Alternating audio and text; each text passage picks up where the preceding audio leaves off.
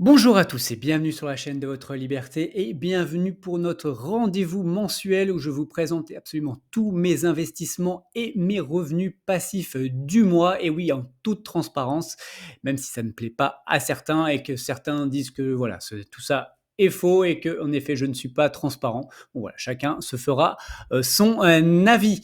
Du coup, qu'est-ce qui s'est passé pendant ce mois de juin? Donc c'est vrai qu'on passe, on est passé après un mois de mai record quand même où j'ai fait 886 euros de revenus passifs. Encore une fois, mon objectif cette année n'est pas d'augmenter mes revenus passifs. Alors ils augmentent parce que c'est comme ça aussi.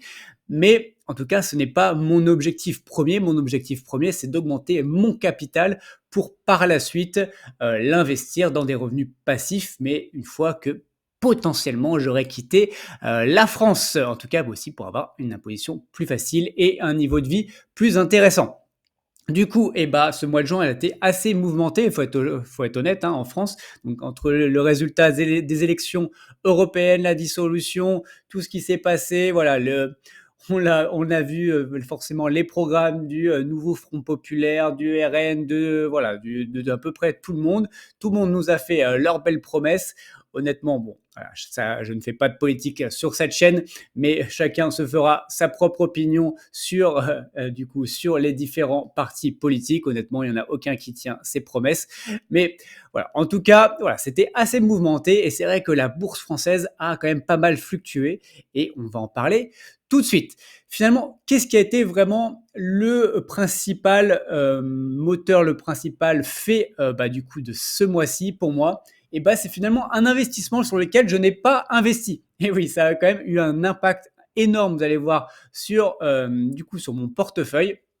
Et en fait, cet investissement, c'est la levée de fonds de Green Bull, donc en série E, donc, et qui souhaitait lever entre 3 et 4 millions d'euros. Donc, ils ont réussi, hein, donc ils ont levé, on va les voir ça juste après, hop, ici. Donc, ils ont levé 3 millions 100 000 euros, donc ils ont atteint en tout cas leur objectif, hein, donc qui était 3 millions minimum. Donc ça, c'est atteint. Et ce qui me permet, en fait, parce que moi, j'avais investi déjà dans cette, en tout cas dans cette société, en série D. Donc j'avais mis 10 000 euros lors de la série D. Et pendant cette série D, du coup, la société était valorisée à 80 millions d'euros. Pour cette série E, la valorisation est à 230 millions d'euros. Donc, comme la levée a été un succès, finalement, maintenant, la société est valorisée à 230 millions d'euros. Du coup, c'est validé. Ce qui fait que finalement, ma plus-value latente, en tout cas de cet investissement, est passée aujourd'hui à 28 750 euros. Alors oui, je n'ai pas cet argent, je ne peux pas le retirer tant qu'il n'y aura pas eu soit une rentrée en bourse, soit un investisseur qui rachète les parts de tout le monde. Voilà, donc certes, c'est que de la plus-value latente, mais la valeur de mon portefeuille a quand même grandement augmenté, quand même de plus 18 750 euros, voilà, ce qui n'est quand même pas négligeable. L'objectif, hop, je vous le montre. Donc voilà, ça c'est les différentes levées de fonds qui a eu lieu. Donc là, on était ici, 230 millions en 2024. Moi, j'avais investi ici à 80 millions. L'objectif, c'est en 2030 d'être au milliard et de faire du coup la rentrée en bourse. Et après, forcément, ils se mettent aucune limite. Voilà, encore une fois, je ne sais pas si vous connaissez Yann Darwin et toute l'équipe Green Bull, mais ils ont de très très grosses ambitions. Du coup, on va aller voir tout ça. Qu'est-ce que ça a donné? Du coup, mon capital aujourd'hui investi est de 173 196 euros, ce qui fait une augmentation de plus 11,4%. Et oui, honnêtement, grâce à du coup à cette levée de fonds. S'il n'y avait pas eu cette levée de fonds, par contre, j'aurais eu une légère baisse du coup de mon capital investi de moins 0,03%. En effet, il y a eu quand même une petite baisse sur mon PEA et quand même qui est une grosse partie du coup de mon portefeuille. Donc forcément, avec ce qui s'est passé en France. Ensuite, je rappelle que tout mon capital, et on va en parler après des revenus passifs, tout mon capital ne génère pas du coup des revenus passifs. Donc forcément, j'ai des ETF capitalisants, j'ai du private equity, on vient d'en parler, j'ai des actions qui ne versent pas de dividendes. Et j'ai aussi des placements alternatifs long terme, notamment sur Splint Invest ou autres. Ensuite, je ne prends pas en compte là-dedans, je ne parle pas de crypto, je ne parle pas d'immobilier physique parce que pour moi, c'est pas du passif et ce n'est pas enfin, c'est pas le lieu, pour parler de ça. Je ferai sans doute d'autres vidéos prochainement sur vous parler aussi de mon patrimoine d'immobilier physique. Donc je ne prends seulement en compte, le crowdfunding, la bourse, les investissements fractionnés et tokenisés et les SCPI. Du coup, quels sont mes investissements en ce mois de juin? Alors, en ce mois de juin, qu'est-ce que j'ai acheté? Donc, forcément, du Realty. Alors, comme vous voyez, j'ai pas acheté grand-chose et j'ai pas acheté de Détroit. J'ai acheté principalement du Panama, donc cette propriété Panama, celle-ci également au Panama, celle-ci à Montgomery sur lequel je me suis renforcé. Ensuite, celle-ci également au Panama. Alors, c'est pas la propriété, attention, c'est un prêt. Voilà, il y a un nouveau type de token qui a été lancé du coup chez Realty, donc le token dette. Donc là, d'ailleurs, en ce moment, on a le deuxième token dette et c'est toujours disponible. Donc là, hop, 3,04 tokens. Donc c'est l'investissement qui avait été fait dans Boquete, donc qui était notre propriété au Panama, qui ne s'est finalement pas fait, qui a été transféré sur sur ce projet. Et ensuite sur le YAM, j'ai acheté 0,2 tokens de cette propriété à Saint-Louis pour 10,4 dollars. Donc je crois que c'était avec un rendement un petit peu supérieur. Je crois que j'ai dû acheter avec plus de 2% et quelques. Donc voilà les projets. Si on regarde, du coup, bon, voilà, ça c'était l'un des projets. Donc vous voyez, bon, c'est des images de synthèse parce que la propriété n'est pas encore construite, mais on va avoir quand même un rendement parce que du coup, l'argent qui est mis sur le RMM.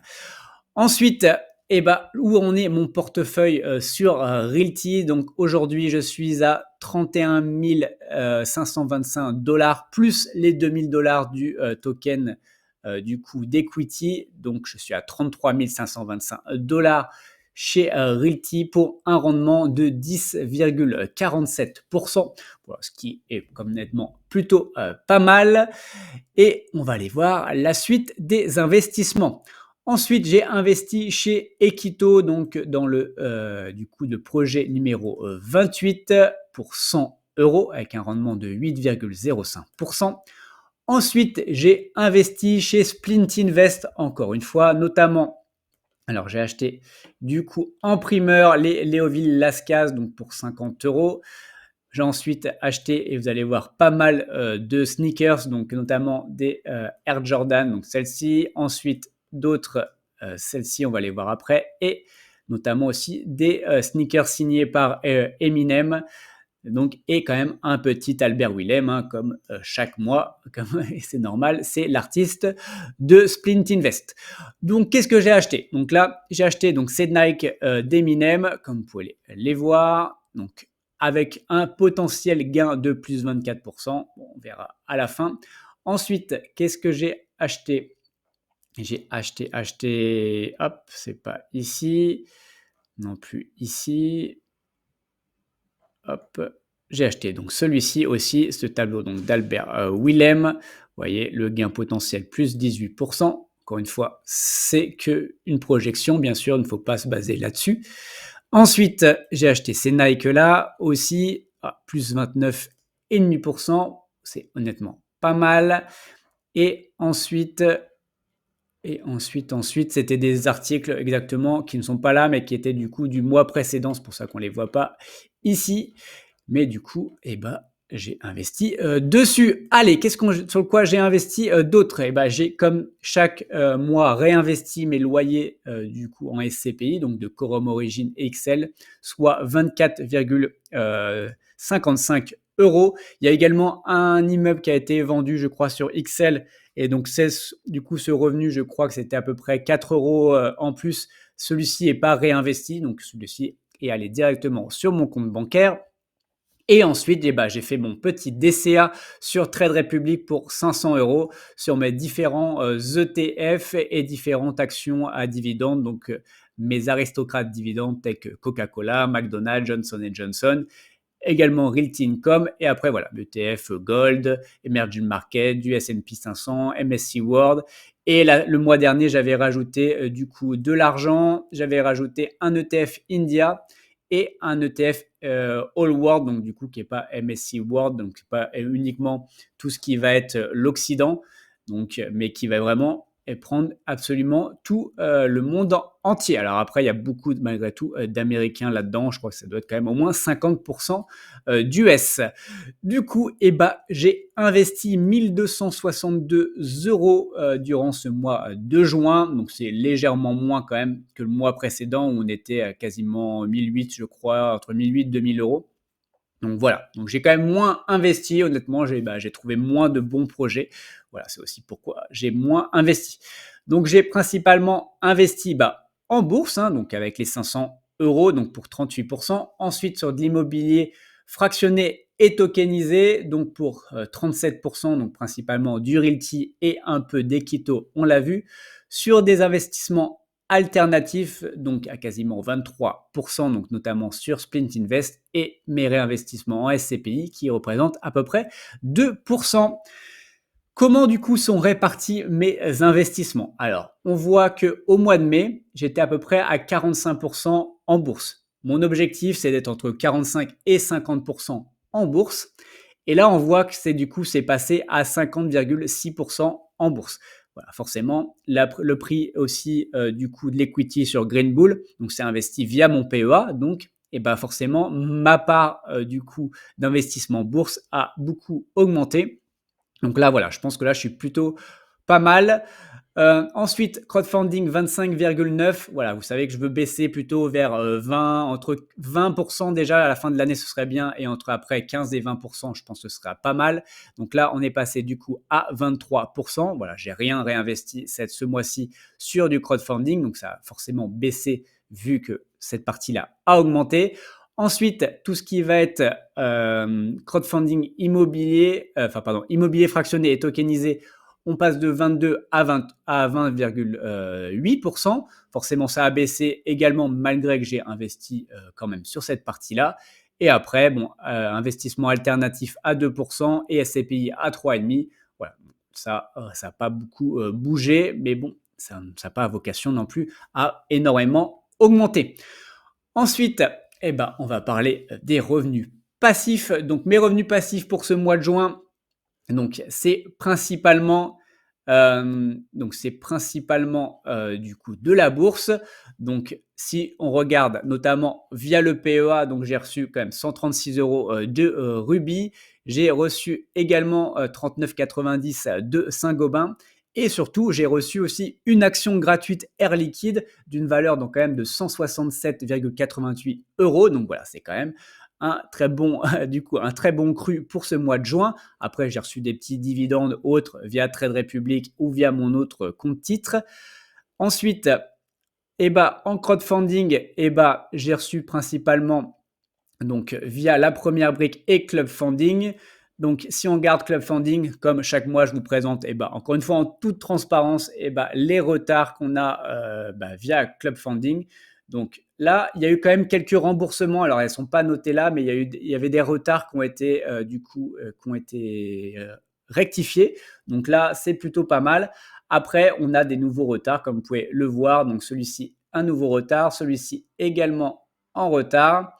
Ensuite, je crois qu'il y en avait un autre, je l'ai vu tout à l'heure. Voilà, exactement. Celui-ci également maintenant en retard. Donc, ce qui fait quand même de plus en plus de projets en retard. Après, j'ai eu notamment un projet qui a été remboursé, donc celui-ci. Donc, celui-ci va être remboursé, mais sauf que je crois que ça a été payé la début du mois de juillet, donc ce sera pour le mois prochain. Mais en tout cas, il a payé tous ces intérêts en retard et il va payer le capital du coup très très rapidement. Ensuite, je vous montre Heavy Finance parce que j'en parle pas souvent, mais là voilà, donc là c'est un de mes deux comptes parce que j'ai plusieurs comptes sur Heavy Finance.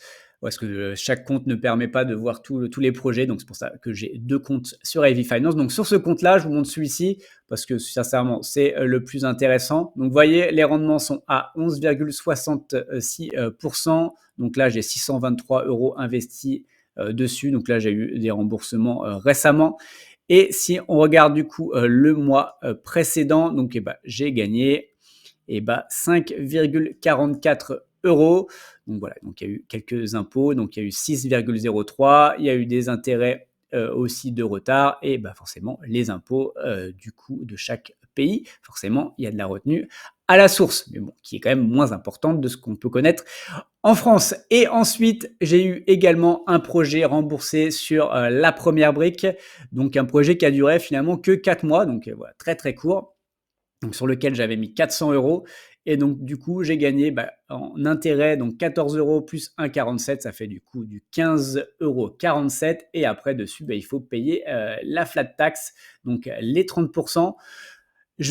Normalement, au moment où sortira cette vidéo, j'aurai sorti une vidéo également, du coup, ce mercredi, où j'ai expliqué pourquoi je préfère investir sur des plateformes étrangères, notamment à cause de ça, parce que ça me fait clairement chier de payer directement mes 30% et je préférerais faire travailler cet argent et le payer par la suite, parce que normalement, c'est normal de payer ses impôts, ça, il n'y a pas de souci là-dessus.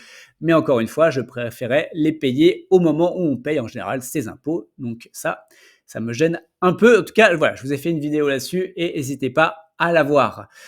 Ensuite, pour regarder aussi mon capital investi, du coup, sur la première brique, il me reste du coup 1000 euros, enfin 1004 euros exactement. Du coup, comme j'ai eu le projet remboursé, il me reste un solde dans mon portefeuille. Il va falloir que je le réinvestisse prochainement. J'espère qu'il y aura des bons projets sur ce mois de juillet. Donc, il me reste quand même 433 euros qui ne travaillent pas en ce moment. Donc, il va falloir que je fasse travailler cet argent.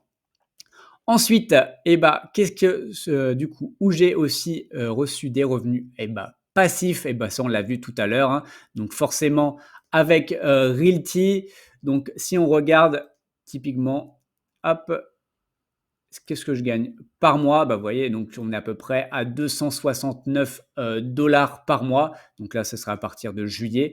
Donc là, j'ai reçu un peu moins, mais voilà, c'est ce qui fait quand même un bon pourcentage. En plus, juillet sera encore meilleur parce qu'il y a 5 lundis, mais ça, on verra du coup le mois prochain. Ensuite, également après, il y a forcément Equito et toute cette plateforme là. Donc, et également, hop, on va parler également de Rental. Et Rental, voilà, il ne fait pas beaucoup de bruit. J'ai pas un gros investissement. Vous voyez, j'ai que 521 dollars sur Rental. Mais malgré tout, ça paye, hein.